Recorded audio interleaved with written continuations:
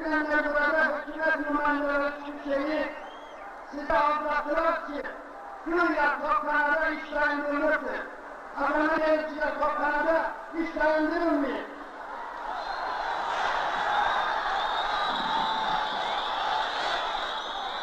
Toplana meselesi tesadüfi mesele değildir. Toplanada tutmuş, ana yerlerde büyümüşler, o yerlerde at sürmüşler. Oranı tanıyorlar. Aslında bu teşebbüs 1929 yıl olmuştu. O vaklara Amerika'dan Ermeniler gelip şehir salmak istediler. Şimdi ise 50 bin nefer Ermenistan'da zamanları getirip orada yerleştirmek istediler. Toplana meselesi hal olmuyor.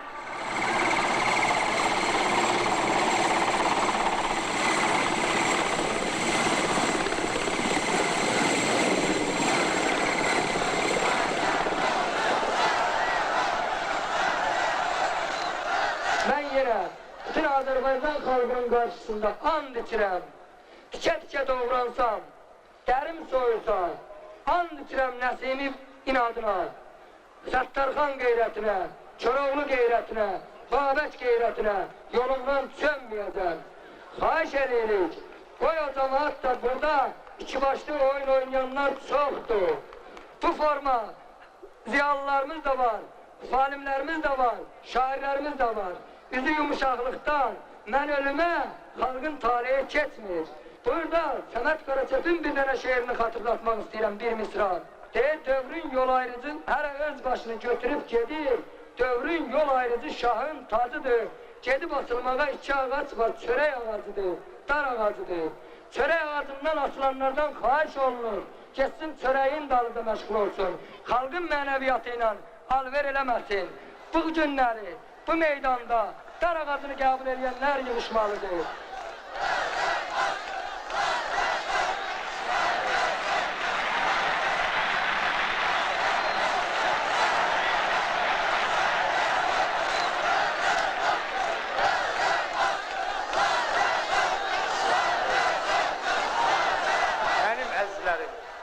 Siz tarih karşısında halkımızın hem dözümünü, sabrini, hem de iradesini, gücünü, birliğini nümayiş ettirirsiniz.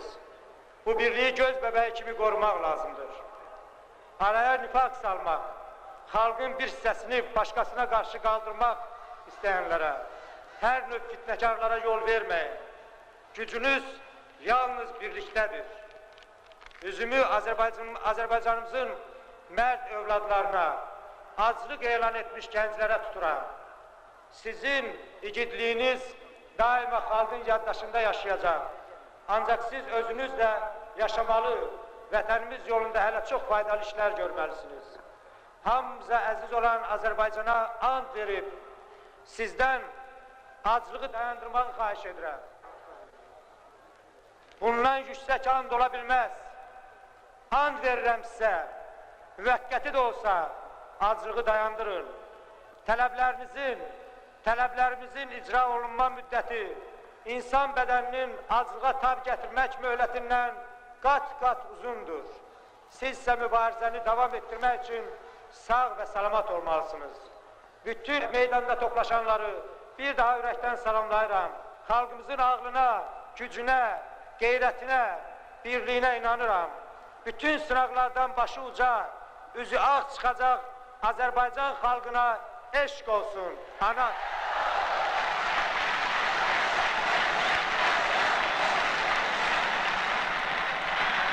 Bir iqtisadçı kimi bu qərarın əleyhinəyəm. Ona görə ki, Dağlıq Qarabağ Muxtar Vilayətində bütün iqtisadi göstəricilər digər ətraf rayonlardakından həddindən artıq yüksəkdir. Misal üçün götürək Dağlıq Qarabağın ətraf rayonlardan Mirbəşir, Bərdə, Ağdam. Bu rayonlarda bütün iqtisadi göstəricilər aşağıdır, nəinki Dağlıq Qarabağda. Misal üçün Azərbaycan hissənin ərazisində inzibati ərazi bölgəyə görə Dağlıq Qarabağ Muxtar Vilayəti və Naxçıvan Muxtar Respublikası var. Bu iki Respublika və Muxtar Vilayətin göstəricilərini götürüb araşdıraq. Misal üçün, adam başına düşən mal dövriyyəsi Dağlıq Qarabağda 681 manat təşkil edir. Naxçıvan MSR-də bu göstərici 515 manatdır. Deməli, Dağlıq Qarabağda hər adam başına düşən mal dövriyyəsi həddindən artıq yüksəkdir.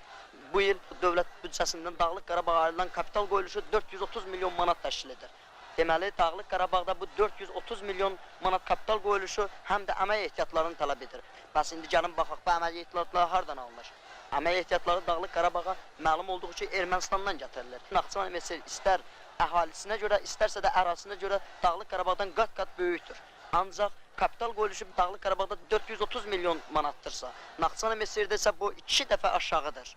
Əgər verilən bu qərar qüvvədə qalarsa, deməli Dağlıq Qarabağ daha da yüksək inkişaf edəcəkdir. Və bu digər iqtisadi rayonlarla Dağlıq Qarabağ arasında inkişaf proporsiyasını bozacaqdır və bu da sosializm prinsiplərinə tam ziddir.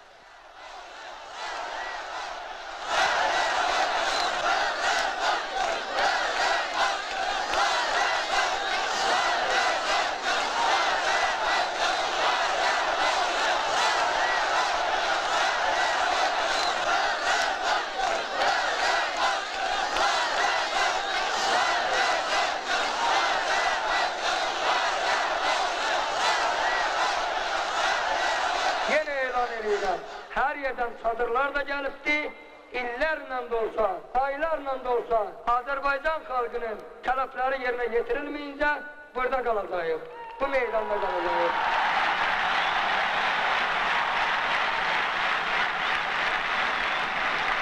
Bizə qarşı bu represiya olacaqdır, çalışacaqlar ki, bizi parçalayalar, ayrı-ayrı adamları məhv eləməklə xalqın mübarizəsini sındıralar. Buna biz yol verməməliyik. Bir nəfər adam, bir zavoddan, bir müəssisədən işdən çıxarılanda hamı işi dayandırmalıdır. Çünki burada heç kəs öz mənafeyi xatirinə, heç kəs öz şəxsi fikrindən ötürü bura gəlməyibdir. Xalq hərəkatıdır, xalq səsidir. Xalq səsinə qoşulmayanlara ağır olsun. Xalqa qoşulmayanlara ağır olsun.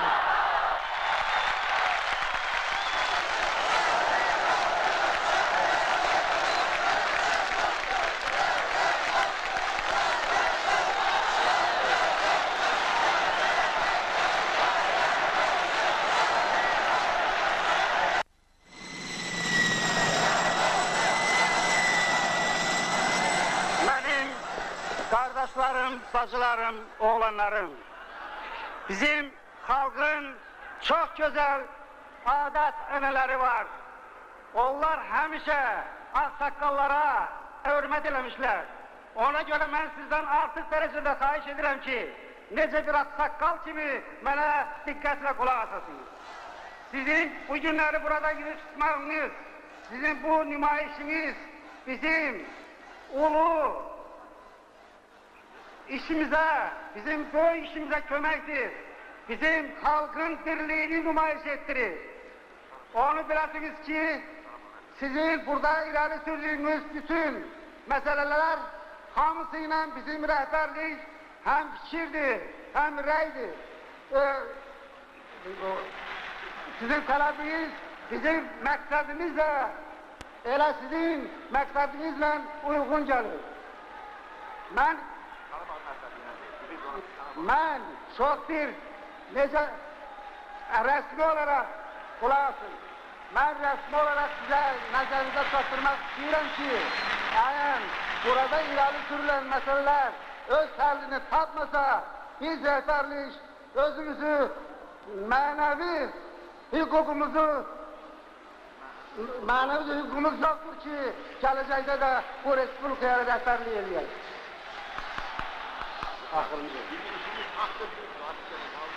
Hara geçse onun önünde geçmeye hazır. Qarabağ xalqı hara geçse onun önünde geçmeye hazırız. Ulan,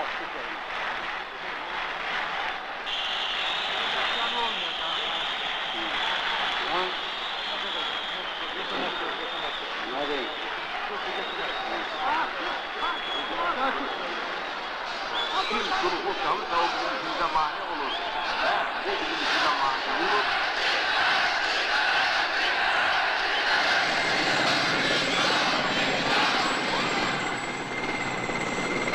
Bismillahirrahmanirrahim.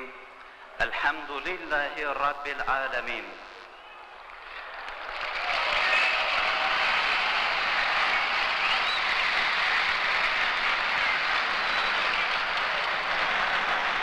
Mənim əziz, möhtərəm, dindar qardaşlarım, Mən dindar sözünü nahaq demədim. Çünki dini olmayanın məhəbbəti olmaz. Məhəbbəti olmayanın insafı olmaz. İnsafı olmayanın heç vətəni də olmaz.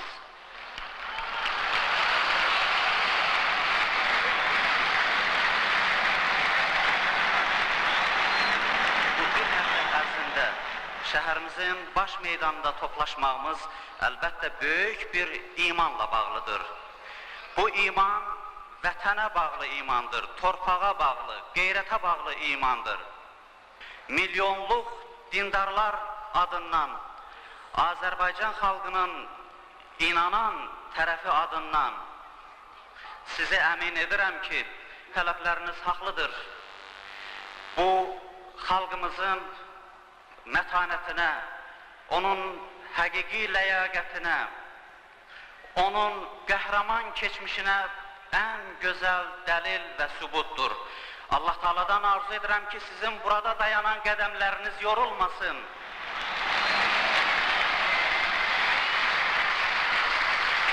Allah Teala'dan arzu edirəm ki, öz böyüklüyü xatirinə və öz peyğəmbərləri xatirinə sizin burada qoyduğunuz mətləblərin hamısı yerinə yetirilsin. Mən arzu edirəm ki, hamınız və hamımız bu imtihandan üzü ağ çıxaq. Allah sizə kömək olsun. Vəssalamu aleykum və rəhmətullahi və bərəkətuhu.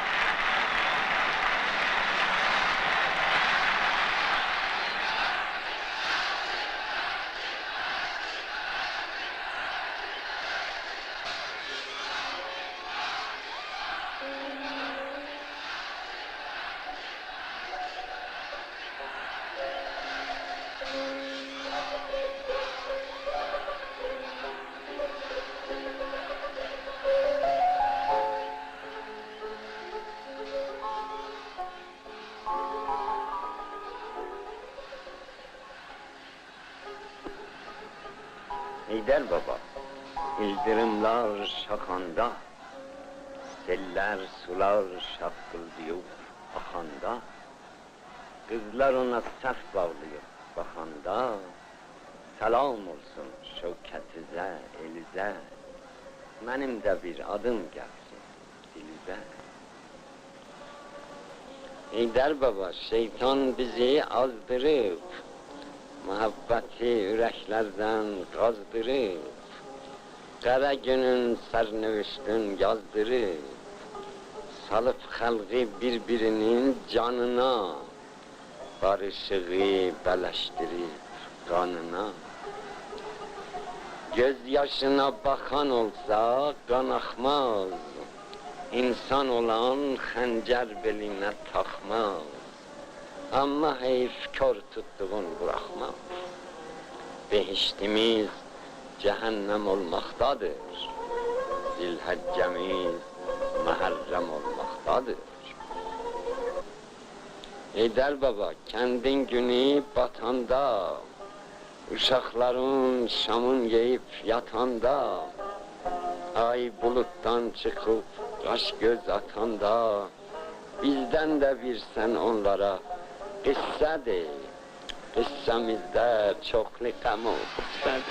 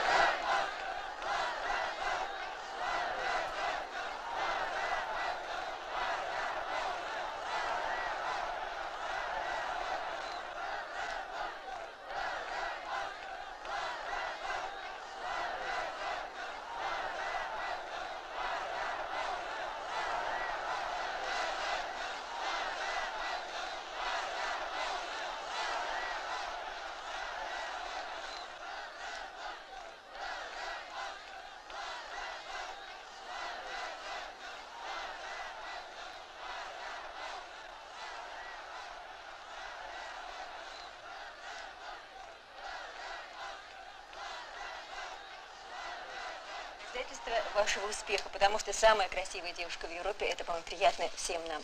Катя, еще раз наденьте корону, покажите нам во всем блеске и дайте уж нам королевский совет.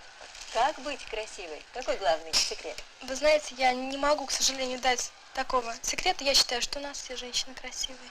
Каждый свой секрет. У меня, я просто не знаю, какой секрет. Я хочу немножко вас поправить. Эта корона была мне вручена на конкурсе «Московская красавица».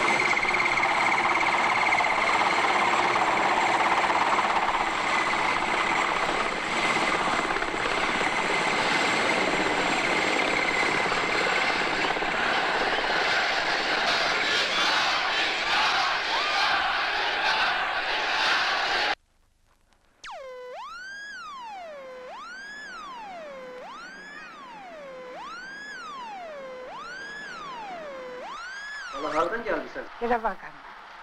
Bu ne gündür düşmüşsən sen? Neyle beni bizi böyle eylediler. Dövdüler, öldürdüler maşını. Belimi kırdılar. Neyle maydan? Neyle maydan? Bir kömeğe gelen olmadı. Yok, çöreğim susun aydan. Çöreğimle yedirdim aydan. Komşularım da aydan. Ha. Ha. Oy oy oy oy.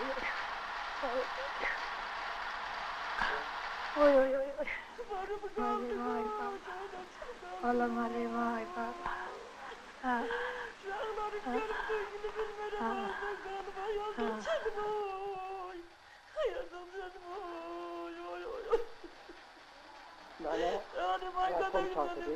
Muradcan bir de neyse ilerisi dedi ki 2 saata kimi kənddən çıxırsan çıxın, çıxmırsan sizi qıracaq.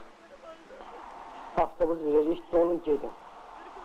Tez 2 saata kimi çıxmazsanız sizi mütləq qırmalıyıq. Biz də gəldik qorxumuzdan, ailəmizi yığışırdıq, avtobusun içinə dolduq. Dedilər ki, sizi aparıb Azərbaycan torpağına təhvil verəcək. Biz də artıq avtobusa dolduq, gətdilər, Karavakanı adlatdılar. Lerman topunları başında Həmzə Çiman kəndi var, oraya yaxınlaşanda artıq avtoyu əylədilər. Əylədilər, bolmandan sonra dava başladı. Məlim, avtomatla, hər bir şeylə, daşla, ağaçla, baltıyla, nəsə sərc elədilər. Ölən öldü, yaralanan yaralandı, nəlim, hər cür hərəkətlər oldu.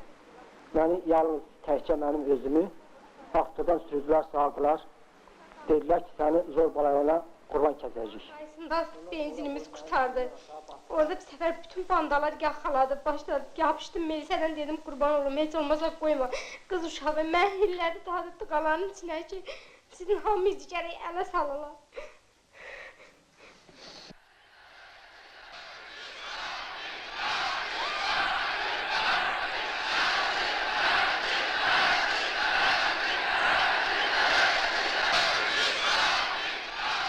Biz bugün belə mütəşəkkil qaydada bir yerə toplaşmağımız, bir yerdə belə möhkəm durmağımız, bir növ manqurt papağını başımızdan çıxarmışıq. Həmin manqurt papağı bizim əlimizdədir, yoldaşlar. İndi mən sizə təvəqqə eləyirəm ki, həmin manqurt papağını yerə çırpmaq lazımdır.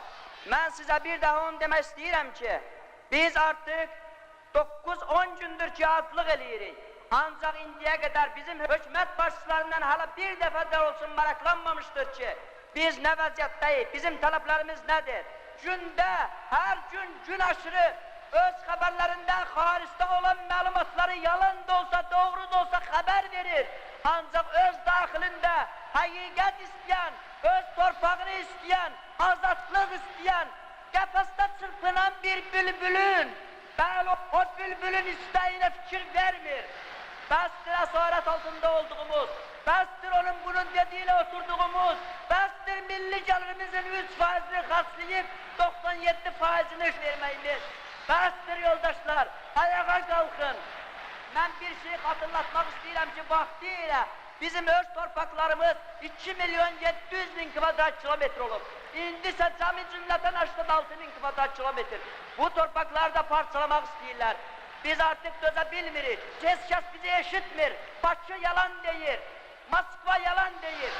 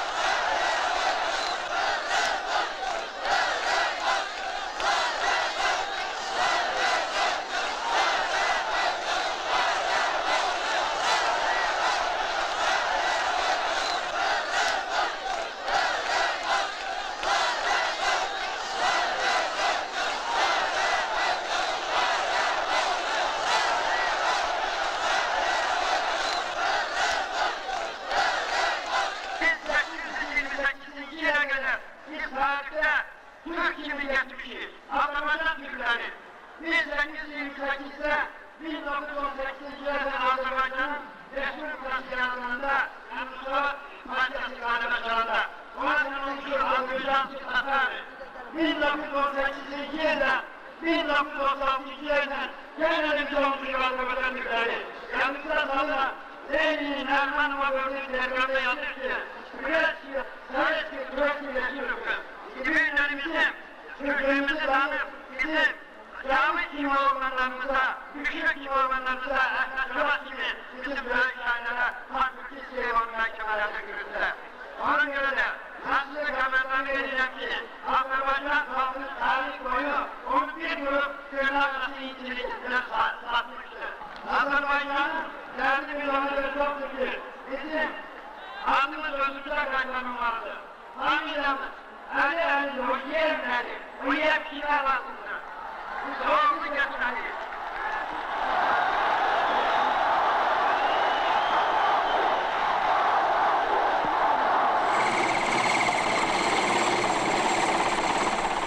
Hardasa onun övladı da orada olmalıdır. Biz bunu başa düşmeliyiz. Heç nə bizim mübarizəmizdən çəkindirə bilməyəcəkdir. Biz and içirik ki, Azərbaycan xalqının birliyini qoruyub saxlayacağıq. Bu yenə deyirəm, bütün analardan, bütün atalardan xahişim odur ki, öz övladını mütülüyə öyrətməsin, köləliyə öyrətməsin, xalqından ayırmasın, xalqın mənafeyindən çəkindirib öz şəxsi mənafeyinə yönətməsin. Əgər xalqın xoşbəxtliyi yoxdursa, ayrı-ayrı adamların xoşbəxtliyi yoxdur, bunu hamı başa düşməlidir. Ona görə bir nəfər kimi Azərbaycan xalqı, qocalı, cavanlı, fəhləli, ziyalıları birləşməlidir. Bütün Azərbaycan xalqı bugün yumruq kimi birləşməlidir. Biz and içirik ki, bu xalqın birliyini qoruyub saxlayacağıq.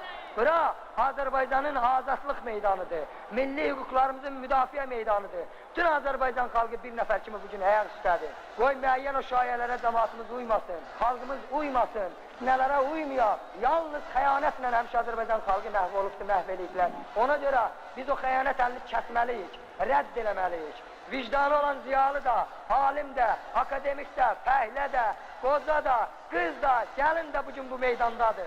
Ancaq sosializmi bayrağı altında nəkarlıq törədənlərə ar olsun.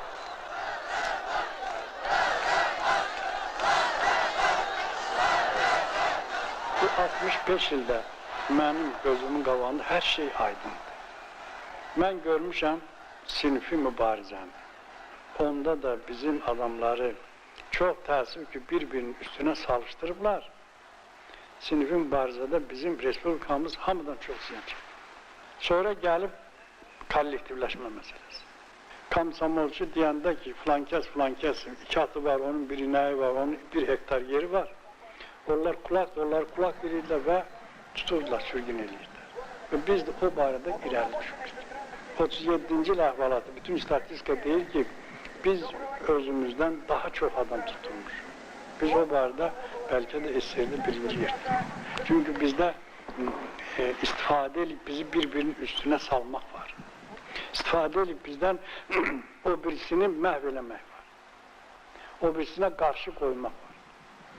İndi aşkarı gəlib və bizə olan, keçmişdə olan zülmlər çox yaxşı ki, üzə çıxır, aydınlaşır.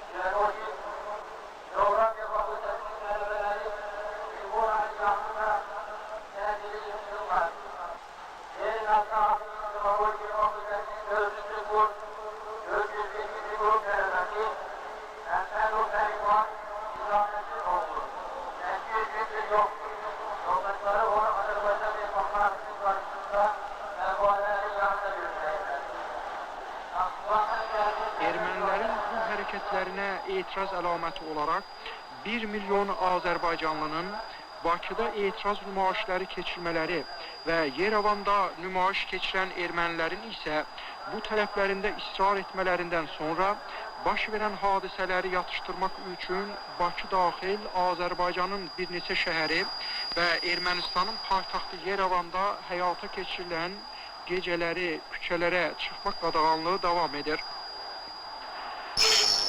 7280 və 6150 kilohertzlərdə qulaq asa bilərsiniz. Sabah yenidən görüşənə dək sağlıqla qalınız əziz dinləyicilər.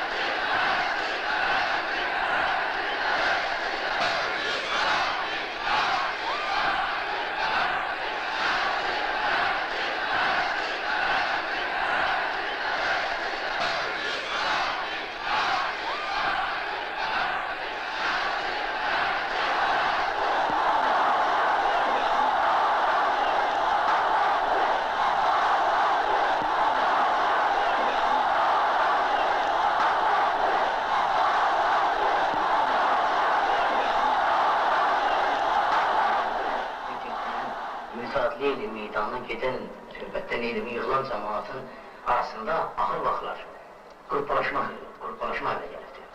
Hər qruplaşma da özünün lideri hesab eləmək istəyir. Bunlardan da biri Neymət.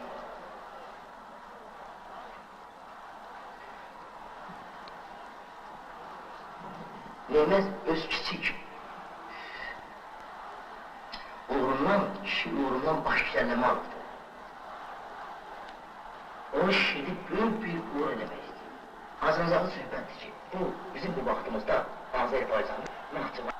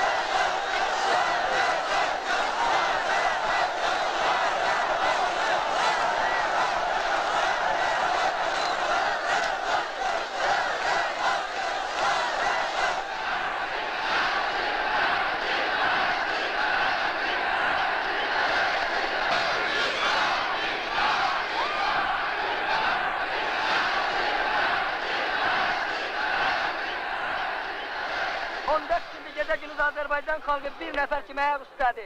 Səsinə səs vermir, mətbuat, televiziya, radio, ancaq fitnəkarlıqla məşğuldur. Dünənləri tezdən mənə məlumat gəlmişdi bu çıxış haqqında, bu qurma haqqında. Ona görə dünən mikrofon verilmədi ki, bilirdilər ki, ifşa olunacaqdı. Yalandan, ziyalı adından danışıb müəyyən alverçilər çalışırlar ki, ziyalıları bir şeydən ayıralar. Arxeyin olun, bütün Azərbaycan xalqının qeyrətli ziyaları bizim ətrafımızdadır. İzvestiya qəzeti gəldi, məndən müsahibə aldı, getdi, fitnə yazdı. Mənim sözlərimi dəyişdirdi. Güya burada Xümeyni şəkili qaldırılıbdı. Güya burada nə bilim antisovet danışıqlar eləyibdi. Bunlar hamısı yalandır. Deyirlər, niyə o danışır? Xain əlləri biz başa düşməliyik, görməliyik. Axı bizim xalqın əlində nə var? Xalqın əlində heç nə yoxdur. Xalqın əlində odur ki, öz gücünü, öz iradəsini, mütəşəkkilliyini qoruya, saxlaya, ixtişaş yaratmaya, öz haqlı tələblərini qaldıra dünya miqyasına. Bu adam bütün tibb institutunun adından danışıb da, halbuki tibb institutunun tələbələri gecə-gündüz bizlə burada bir yerdə yatır. Bu xalqın birliyini pozmaqdan ötürüdür bu hilələr. Biz and içirik ki, bu mütəşəkkilliyimizi, birliyimizi qoruyub saxlayacağıq. 14 gündür gecə-gündüz Azərbaycan xalqı bir nəfər kimi ayaq üstə olan xalq, nə pul haqqında, nə şöhrət haqqında, nə başqa şey haqqında düşünməyib. Bugün biz başa düşməliyik ki, Azərbaycan xalqını nə panislamçı, nə pantürkçü istifadə ilə apara bilməyəcəklər. Ona görə də biz bundan hədsiz dərəcədə ehtiyatlı olmalıyıq. Belə fitnələrə yol verməməliyik. Biz heç bir xalqla, heç bir millətlə düşmənçiliyimiz yoxdur. Bütün xalqları dostluğa, qardaşlığa çağırırıq.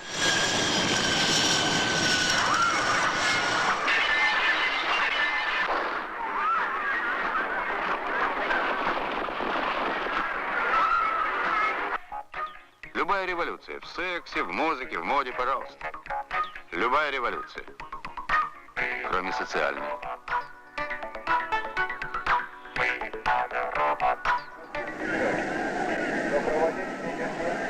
Демонстрации с вводом особого положения и комендантского часа запрещается. Требуют руководителей проведения митингов на площади и всех лиц, безусловно, в повиновении советским законам. Всякое уклонение от порядка, установленного законом, будет пресекать людей. Прошу жителей города Баку и его гостей соблюдать спокойствие.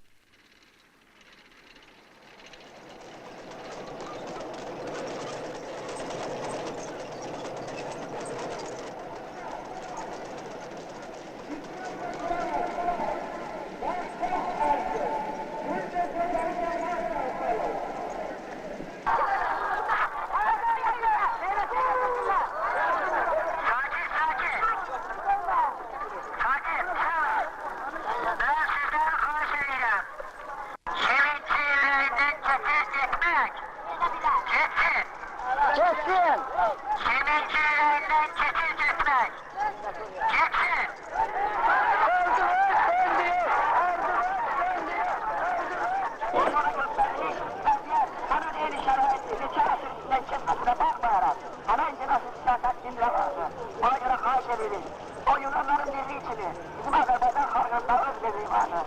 Oturasınız, ölümdür, ölümü bir de yapın. Onun için ben söylüyorum. Başı vaxtıyla 5'e 18 dəqiqə işləyir. Başçıların getirmeydim, hayalımda Azerbaycan. Senden vaktisem de ben eşkiniyle yaşayram, yaralımız geldim kimi geldin İran, Azerbaycan. Bütün dünya bir senin, kudretinle, devletinle, abud olup, azad olup, bilsin İran, Azerbaycan. Mücadele kapmaşırım ve tanışım Sehrat, kılıç vurmuşlar başına zaman zaman, Azerbaycan. Vatan eski mektebinde can vermeye ilermişiz, üstadımız deyip histir, ve bu kızdan Azerbaycan. Yarım, nedir bu kadar renkleri doğal etmeyin, kurbağı kalacaktır ve muhteşem Azerbaycan. Beste karabutlarından kirelendi başımıza, el-alemi rükman eyle, ulan, ulan Azerbaycan. Evlatların muhteşem terkimeti olacaktır, el-alemi rükman eyle, uyan, uyan, Azerbaycan. Beste karabutlarından kirelendi başımıza, bu ayağına hazır dur, yok olun yan, Azerbaycan. Şehriyarlığa ile seninki tek yaramıdır.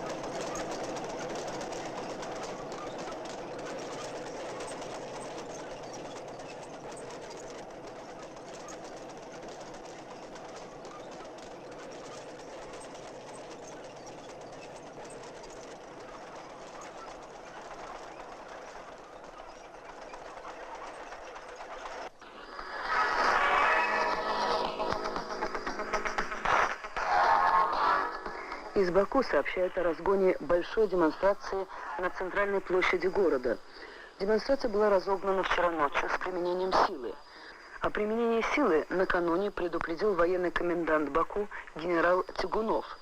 Сегодня утром я позвонила в военную комендатуру Баку и спросила представителя комендатуры, применение какой силы имел в виду генерал Тягунов. Ну какая сила?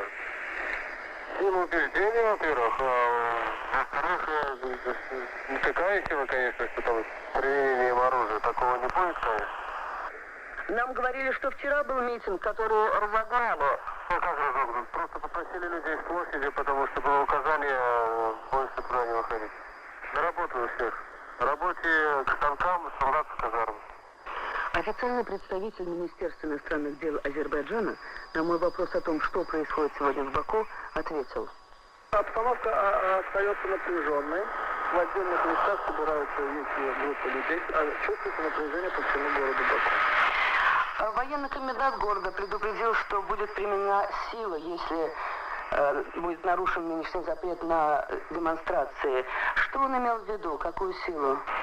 Значит, выступал председатель Бакинского городского совета. Он просил всех разойтись.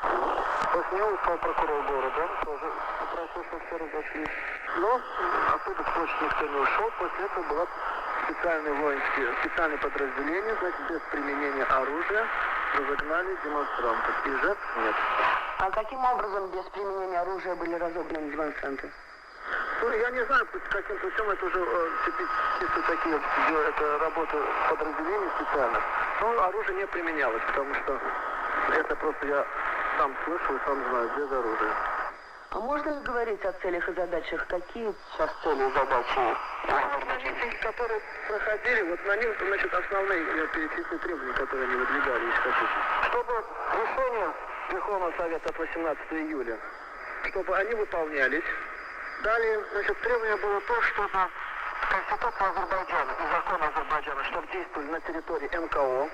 Далее, значит, вопрос стоял положение азербайджанцев, проживающих в Армении. Вот это основные требования. Потом по суду были требования, исходя из того, что законы везде одинаковые, чтобы по территории Советского Союза, чтобы суд проходил либо в Азербайджане, либо в Сумгаите, либо в Баку. Чтобы узнать мнение неофициального лица в Баку, мы позвонили преподавателю Бакинского университета Эльгару Аббас-Заде. Качество линии оставляет желать лучшего, поэтому текст интервью с ним перечитал диктор. Но вначале несколько секунд его голоса. Значит, сегодня ночью загнали людей, которые ночевали на площади Ленина.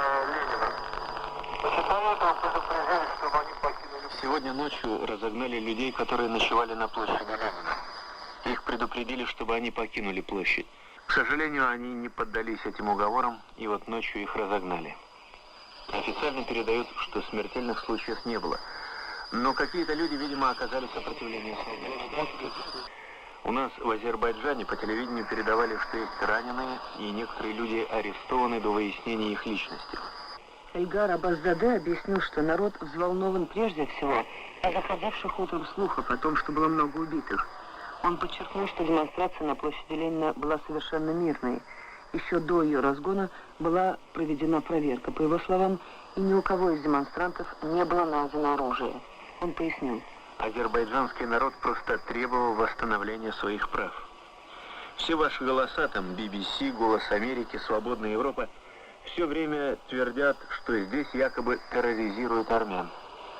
О том, что уже больше 100 тысяч азербайджанцев покинули свои земли, сожжены их дома, никто об этом не говорит. В глазах всего мира азербайджанцы мусульмане, а мусульмане все варвары и звери. Такая идеология, к сожалению. Эльгар Аббас-Заде из Баку.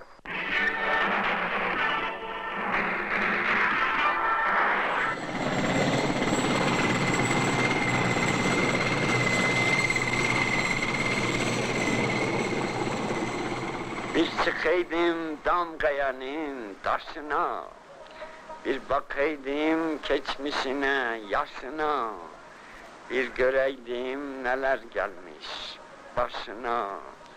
Ben de onun karlarıyla ağlardım, kış donduran yürekleri dağlardım.